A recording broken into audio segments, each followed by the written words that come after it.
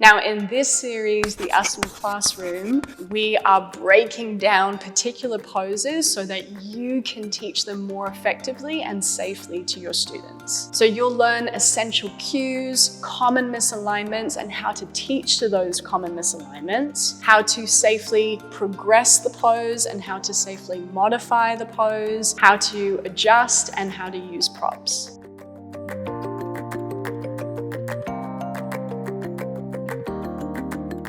I'm Kirsten, and for over 12 years, I have been guiding and assisting yoga teachers as well as dedicated practitioners to deepen their understanding of the yoga practice. Now, these videos, these teachings are taken from my teacher training Soul Studies. So if you are interested in training with me, then please check out the link in the description below, as well as checking out my membership channel, The Practice Vault, which is within YouTube, so you don't have to go anywhere else.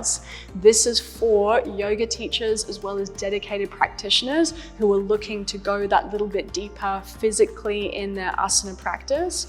So if you are wanting inspiration for new sequences, then this is definitely the space for you. Now let's dive in. Now we'll break down the pose Chaturanga Dandasana. This pose is in the sequence when we're moving through a vinyasa. So first you're in plank, you go into Chaturanga, into upward facing dog, and then into downward facing dog. So it's really important that you know how to teach Chaturanga effectively as you are moving through Sun Salute A and Sun Salute B, including vinyasas.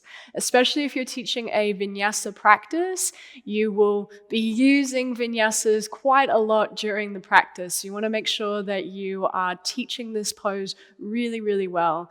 And there are quite a lot of injuries that can come potentially with this pose. So you want to make sure that you are cueing to that and you're breaking this pose down for your students really well. So first, I'll show you how to come into the pose. So setting up your students in a plank pose. So all the cues that we would give for plank, we give that first. Then we're going to say to shift the shoulders slightly forwards on the inhale. Chaturanga, bend the elbows as you exhale and make sure the shoulders are in line with the elbows. Then you can press back up for me, Tal, and drop the knees down. So what's really important with Chaturanga is that we want to make sure that the sides of the body, our lats, are firing effectively as we lower down. So yes, our shoulders are taking a lot of the weight and our core has to be really strong to lower. But what I want you to think about is your lats and firing your lats. So as you lower down, instead of your shoulder heads dropping forwards, I want your shoulder heads to plug back and you feel the side body activate. So a really nice cue that I give to activate the side body is to imagine like your hands are on two jam jars and you want to open the jam jars out wide. Now you can even do this now at home if you bring your arms out and turn your hands out and then even bringing one hand to the opposite shoulder blade and just feel all those little muscles on the side body start to work. So lats start to fire as you roll your shoulder heads back. So when you're lowering into Chaturanga, you want to imagine like you could roll your shoulders back. Your shoulder blades are going to come together as you lower. All right. So inhale to shift the shoulders slightly forwards. Exhale, Chaturanga. Think of the jam jars as you lower. Back up plank. And then drop the knees down. So like I said about the shoulder heads moving forwards, so to counter that, it's good to activate the side body to roll the shoulder heads back, but also you might want to grab a hold of your two blocks and do a demonstration here, especially if you can see when you look around the room that all of your students are what we say nose diving. Their nose is going towards the mat, their shoulder heads are rolling forwards. We want to make sure that they still have space across the chest. So we grab our two blocks, bring them to the top of the mat on the highest setting. Your hands will come behind the blocks, middle fingers just touching the blocks. So again, blocks shoulder distance apart. Now let's demonstrate this one, Tal, with your knees down. So yeah, I always like to demonstrate this with the knees down because it's quite strong for students to practice. And then you can always say, now if you want a bit more fire, pick the knees off the mat. So you could maybe do 2 rounds with the knees down and then 2 rounds with the knees lifted. So give the cues of plank pose. Find the rounding of the upper back. Roll your shoulder heads back so your chest is still open. Send the gaze slightly forwards and shift your shoulders forwards on the inhale. Think of the jam jars. Exhale to lower, but don't let your shoulders touch the blocks.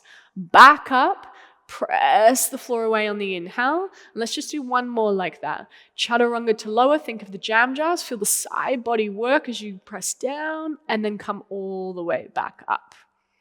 Okay, so then, of course, you can give the option for them to practice that with their knees off the mat. It's obviously a way stronger variation. So I always like to say if you want that extra bit of fire, then you can take it. Then Tal can demonstrate. That's it. And dropping the knees down. So the contraindications for this is wrist injuries, shoulder injuries. So if you do have a student who does have a wrist injury, I would avoid teaching Chaturanga. Maybe get them to come to knees, chest, chin to lower down. And this is also the same if they have a shoulder injury. Oh. So come back up to plank, drop your knees down, then your chest and chin down, and then lower all the way down. Good. So that just makes sure that you're not bringing too much weight in the shoulders or too much weight in the wrists. They could also just avoid the pose altogether and just from plank, drop their knees down, press back to child's pose or any other variation to get onto their belly. So Tal, if you press back up onto your knees for me, just into your plank. So one more thing I want to talk about is common misalignments. So when students lower down into Chaturanga, their elbows can flare out wide, almost like they're doing a press up. So if you come back up for me, Tal. So what we want to teach is, I always like to say, imagine like there's a thin book between your upper arm and your rib cage. Now, so you don't want to squeeze the elbows into the side ribs too much. You just want a little bit of space, but not too much, just a tiny bit of space. Then you're lowering down.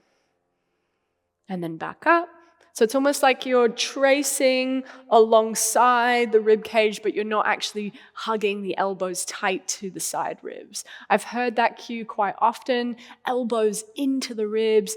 And what tends to happen is when those elbows are tight to the ribs, the shoulder heads roll too far forwards, and then you get that collapsing here across the chest. So we want to make sure that the chest stays nice and open, and you're having to use all these muscles on the side body to hold the shape correctly. That's it. Poor Tal's done like 100 chaturangas now. Amazing.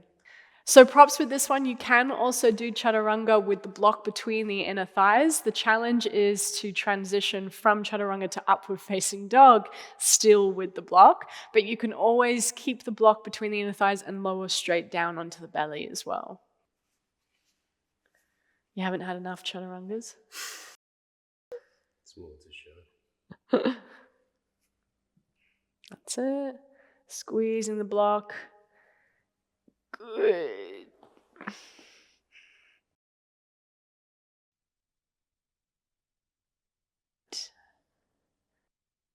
Right. So modifications for Chaturanga would be having the knees down. So this is great for beginners, like we demonstrated earlier with the blocks. If you are teaching beginners, I would just make it a rule of thumb to get everyone to drop their knees down, to look to you, set up the blocks, and show them how to do it with the knees down.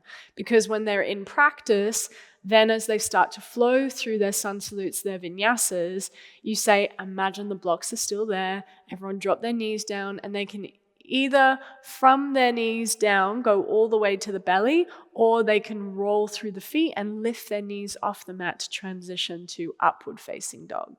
An advanced version of Chaturanga would be hovering 1 foot off of the mat. That's it. And then going into it. Here he goes. Back up. Woo! And then switching. Why not? And then down, that's it, and then back up. Wah. Dropping the knees down.